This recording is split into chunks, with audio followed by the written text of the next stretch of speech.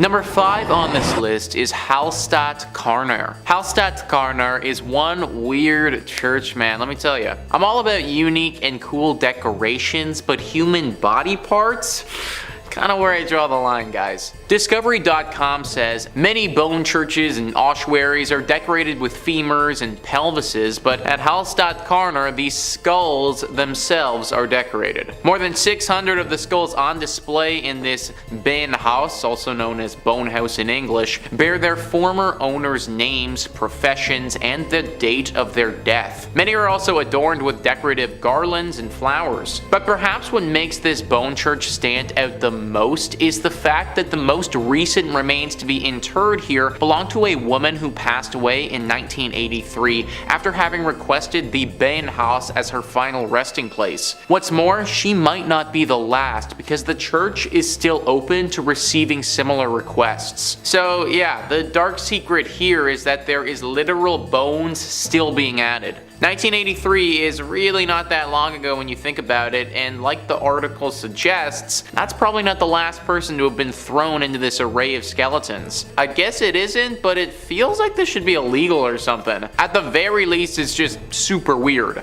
Like, why is a bunch of dead bodies and bones and stuff bringing anyone closer to God? Isn't the whole point of church to connect with your spiritual side? Not get grossed out by a bunch of dead people who you might have even known at one point. The church is located in Austria and has got to be one of the scariest churches in that country for sure. Unless you want your bones to be added to some religious display, I would stay away from this place. Number 4 on this list is the St. Louis Cathedral, a beautiful church like many on this list, which is riddled with spirits. List first says, like the city it serves, the St. Louis Cathedral in New Orleans is a font of strange myths and legends. Originally built by the city's French rulers, the modern cathedral wasn't completed until the 1850s. According to lore, the ghosts of the old structure came along for the ride. One of the cathedral's better known ghosts, Père Dagobert, was an 18th century priest. Dagobert was renowned for his kindness, especially his willingness to treat the poor and terminally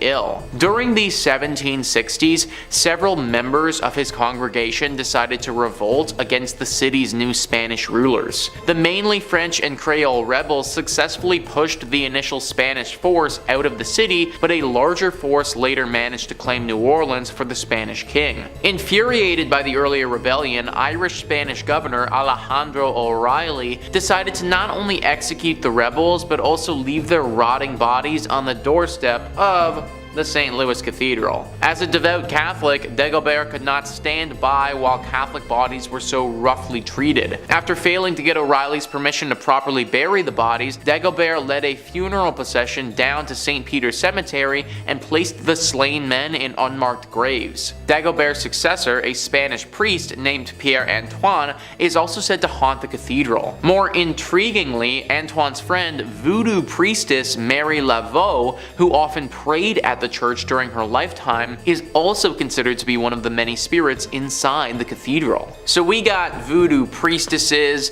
unmarked haunted graves, multiple spirits of bodies that were buried improperly. This church is just one big mess. Many people think that there are also a bunch of other secrets that this place has that we don't know about. Like this was a spot for a secret society hundreds of years ago who performed some very questionable rituals, and that's why this place is as haunted as it is. Whatever really happened here, we know it was dark and we know that it left its mark. Number 3 on this list is Egg Hill Church. This church was home to one of the worst tragedies a church has ever been host to. I've never been a real churchgoer myself, but from my understanding, love, life, spirituality, all of this is supposed to be in the air when you go, and the whole reason for doing so. Death and hate and violence, that's all supposed to be left at the door. Pennsylvania's Egg Hill Church didn't quite do that. Instead, they invited death into the church on one particular Halloween night. Many years ago, the whole community gathered into the church on Halloween.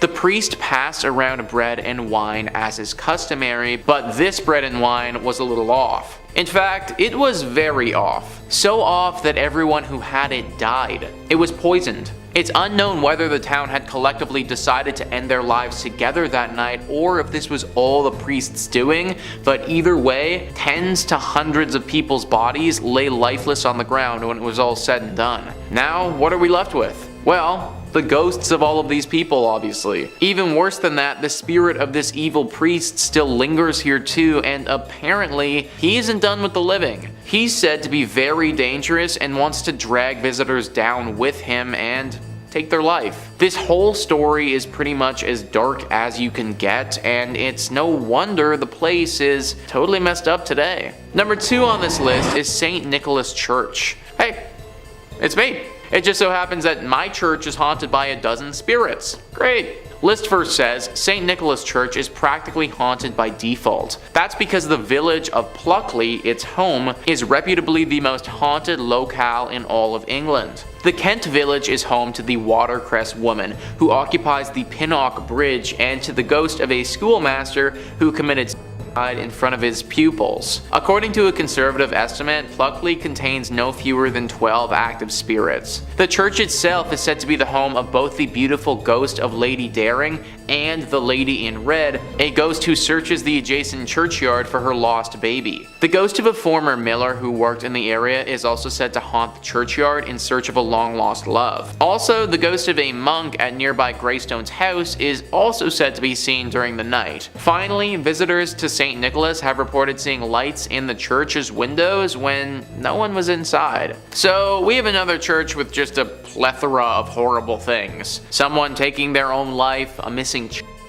a man who has lost his loved one. My question is, why did all of this happen at this one church? Like, what really caused all of this to transpire in the first place? Are we just supposed to believe that it's all coincidence, or is there actually something more afoot here? I think that's the real secret, and sadly, I don't know if we're ever going to be able to find the true answer. And finally, number 1 on this list is St. Andres on the Red. Just that name alone, on the Red. Like, of course this place had to have some dark secrets. List first says St. Andrews on the Red, completed in 1849, is located in the town of Selkirk, which is more or less a suburb of Winnipeg. It's the oldest stone church in Western Canada, and it may be the region's most haunted thanks to the spirits of former plague victims. Other apparitions are said to populate the church's graveyard. Eyewitnesses have reported seeing a ghostly man clad in black and a mysterious woman in white. Also, a disembodied pair of red eyes have startled the visitors in the past, while a ghost car has been noted not far from the church's main entrance. If you're thinking about visiting the church or graveyard, be wary. Those who've claimed to have seen the various apparitions also reported having terrible nightmares the following nights. Most of these nightmares apparently involved the gates of the cemetery,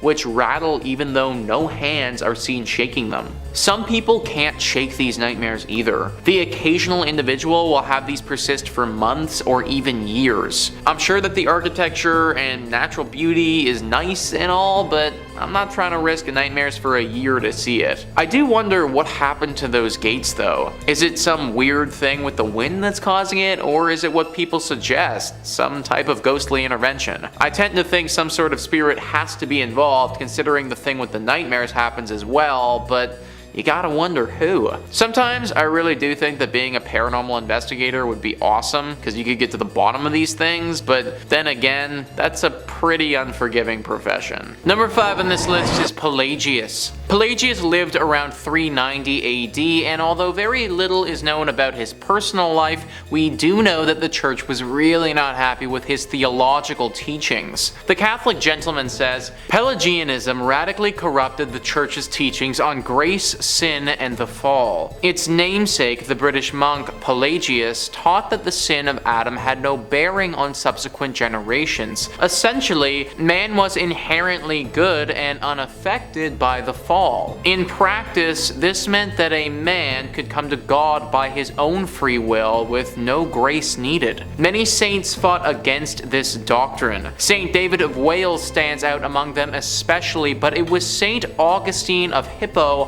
arguably the greatest of the Latin doctors, and the church's mightiest champion against heresy, who rose to fight against this inherently venomous strand of thought. Against Pelagius, St. Augustine upheld the truth that God's grace is entirely necessary for any movement of ours towards God to occur at all. As he himself puts it, we for our part assert that the human will is so divinely aided towards the doing of righteousness that besides being created with the free choice of his will, and besides the teaching which instructs him how he ought to live, he receives also the Holy Spirit, through which there arises in his heart a delight in and love of that supreme and unchangeable good which is God. And this arises even now, while he still walks by faith and not by sight. Everything about Pelagius's teachings went against what the church wanted. They wanted and believed that people needed to be committed to God through them, but what this man was teaching was kind of going against that. This scared the church a lot because it was undermining their power to act as the medium for the average human being and God. Therefore, Pelagius had to be stopped. There's no record of him being executed, but we do know that at one point he had to flee Rome and go into hiding to continue his work. Number 4 on this list is Asmodeus. Asmodeus is actually a demon, and whether or not he is real can definitely be debated. But what can't be debated is how scared the church was of him. Grunge says the demon known as Asmodeus appears in the book of Tobit, a Judeo-Christian book of the Bible that's either religious canon or apocrypha depending on which branch of Christianity you subscribe to. Asmodeus is said to be the worst of the demons. He doesn't hesitate to kill, and he has what has to be the lamest, most specific Achilles heel in the history of monsters. In the book of Tobit, there's a young woman named Sarah who would very much like to be married. She becomes engaged, gets married, and then right before the sweet consummating,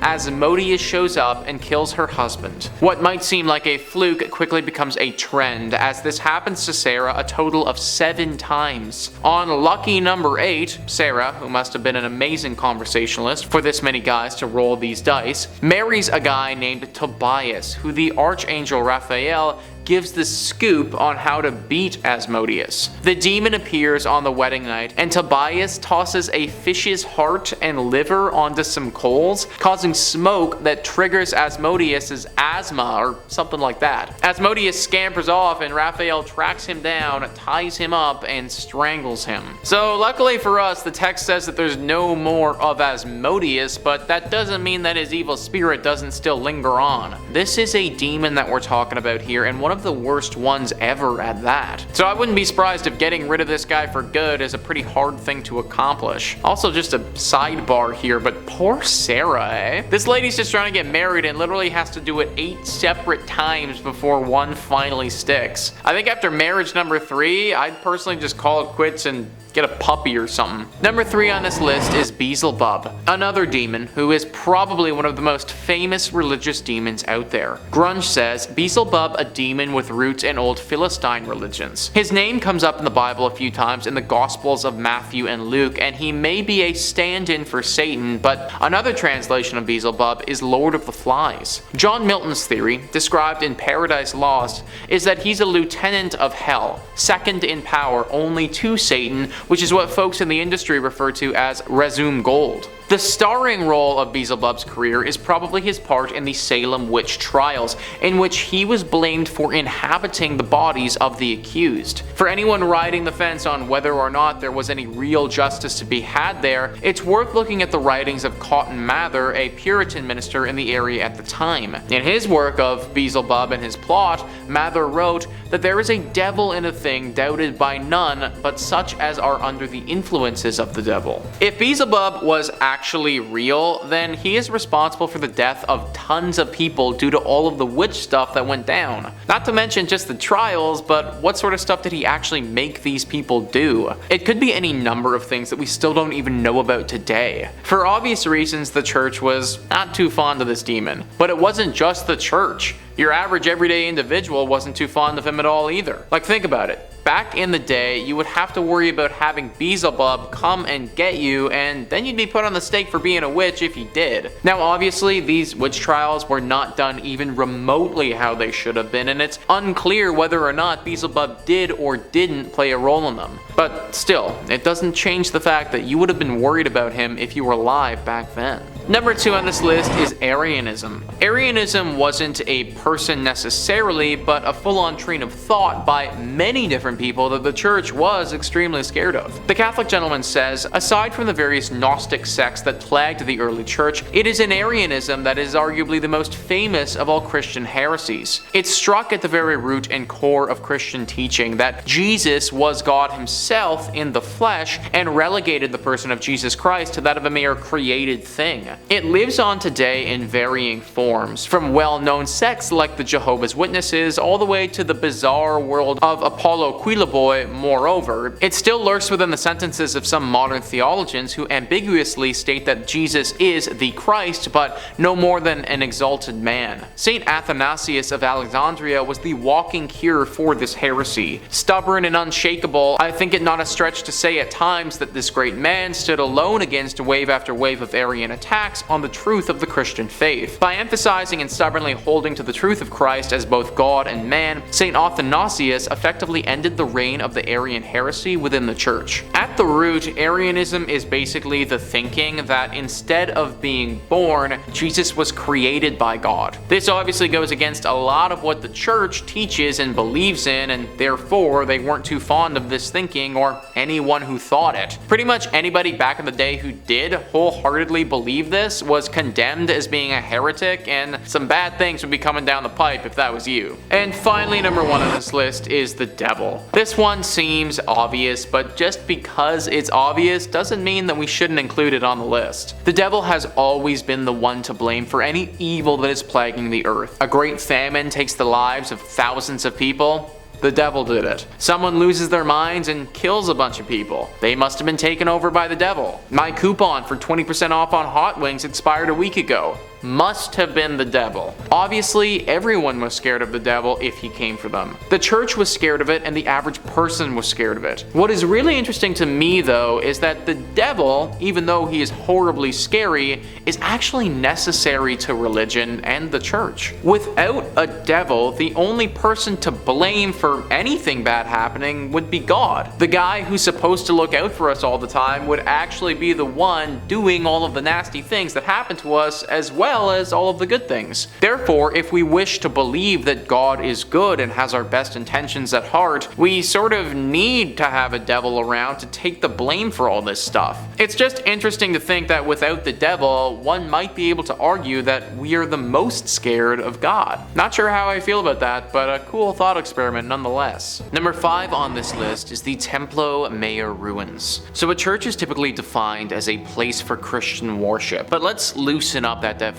just a little bit and start thinking about it as a building or landmark where people would have worshipped higher beings. If we start thinking about it like that, then the Templo Mayor ruins can certainly qualify. Mexico has a lot of haunted spots, but this is at the top of their list for sure. Gaurav Gupta writes, this archaeological site in Mexico has a blood-soaked past. It is a haunted Aztec civilization site that has made its presence felt throughout the time. Around 4,000 people were brutally killed to please Aztec gods. The priests would cut out the beating hearts from the victims' chests and then throw their lifeless bodies on the stairs of the Aztec temple. Aztec's last emperor, Cuauhtémoc, made his last stand invading Spanish armies before he was tortured and killed. This Aztec is now a museum, and tourists report strange sensational feelings and sightings of shadow figures. 4,000 people were likely sacrificed here. That is a truly absurd amount of sacrifices. Then throw on the fact that a great battle took place here, and you end up with so much death. Needless to say, the spirits of those that passed have never really left. Glowing orbs are always spotted at this place, especially in the evening. There have been reports of these glowing orbs touching the people and transporting them to the world of the dead. They go into a hypnotic state and can't move, sort of like what happens to people in the latest season of Stranger Things, if any of you have watched that. They have a very hard time explaining what has happened to them after the fact, but they know that it was the dead. This is accompanied by a giant beam of light that flashes into the sky. There is evil here, there just has to be. All of the death that has transpired over the years has left a horrible stain on this place,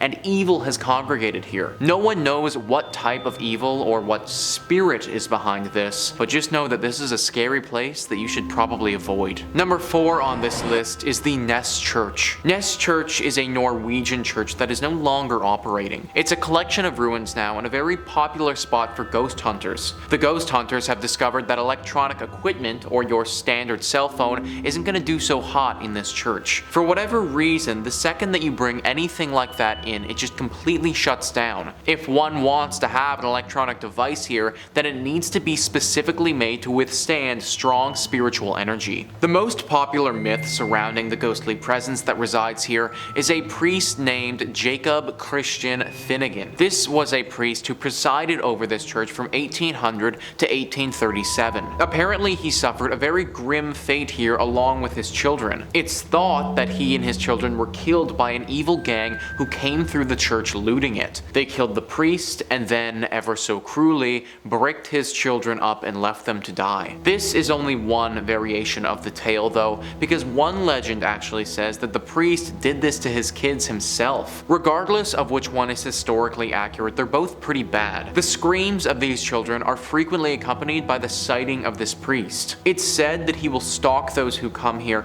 and follow them around, giving them a horribly uneasy feeling. It's very likely that if you go by yourself, this ghostly priest will attack you and could do some serious damage. Maybe he wasn't evil when he was alive, but he certainly is now. Number 3 on this list is Greyfriars Kirk and Churchyard. As the name Greyfriars might hint, this church is located in Scotland. History Hit says, with the kirk tracing its origin to 1598 and the graveyard dating back even further to the 1560s, Greyfriars Kirk and Kirkyard in Edinburgh is said to be one of the most haunted religious sites in the world. Known for body snatching and violent ghosts, the famously fearsome site has even been referred to by Scottish poet Robert Louis Stevenson. The site's most famous ghost is the Mackenzie poltergeist. George Mackenzie, who was known during his lifetime as a ruthless persecutor of Scottish Covenanters, a Presbyterian movement in the 17th century. His spirit was reportedly released in 1999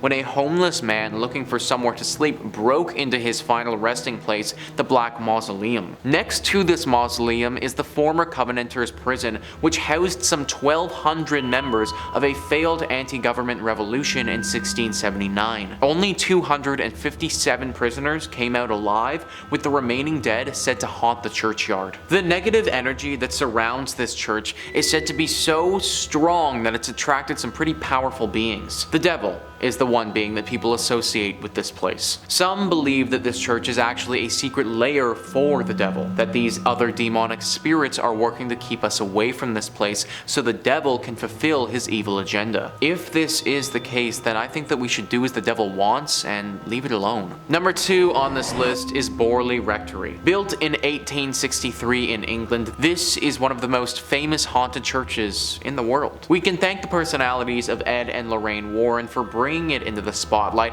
as they had quite the experience at this church back in the day. The horror stories began back in 1929. A journalist named V.C. Wall was a photographer in the woods nearby the rectory, taking pictures one evening when they saw something very strange. From the outside, the rectory looked like it had a light on, but if you walked inside, it was all dark. Wall also saw the ghost of a nun that evening walking around the graveyard, looking as eerie as you may expect. After they told people about this story, some ghost hunters came forward and provided an explanation. Back in the 1300s, there was a monastery here. At this monastery, a monk had a relationship with a nun. This was found out and resulted in deadly punishment for both people. The nun got it particularly bad though, because she was bricked up alive in the convent walls and left there to die. The 1929 story was the big one that kicked everything off, but after this happened, other stories started emerging. Stories about this land before the rectory was even built. Apparently, this area of land was always haunted and dealing with ghostly presences. Strange rapping sounds, bells ringing, objects moving and flying around without anyone touching them are all very common sights at the Borley Rectory. The ghost of this nun is also a regular character here, making herself known to newcomers quite often. You may even see the ghost coach. A headless phantom coach driver is said to be around the area and will approach people every now and again and take them away. Why anyone would ever get into a coach driven by a headless ghost is beyond me, but apparently it happens. Everything about this rectory and land is evil, and it needs to be avoided. And finally, number 1 on this list is Nidaros Cathedral. This is not only Norway's most important cathedral, but also one of the most haunted as well. I mean, in all honesty, it literally looks like Dracula's castle if Dracula's castle was a cathedral. It was constructed in the 1300s, but the actual hauntings didn't begin until relatively recently in its lifetime. In 1924, Bishop Mary Gleditch saw something pretty scary and gruesome. The ghost of a monk who had a massive slash directly across his neck. Ever since that day, this monk is seen very regularly. Nobody knows why though. People and historians have looked through the history of this cathedral and can't seem to find any record of a big monk population ever staying here. However, it doesn't make sense that this random monk ghost would just show up out of nowhere, so you have to imagine that he was here at some point before. You also have to imagine that he got that cut on his neck here too. All of it is very dark and mysterious and makes you wonder what else happened here that wasn't documented.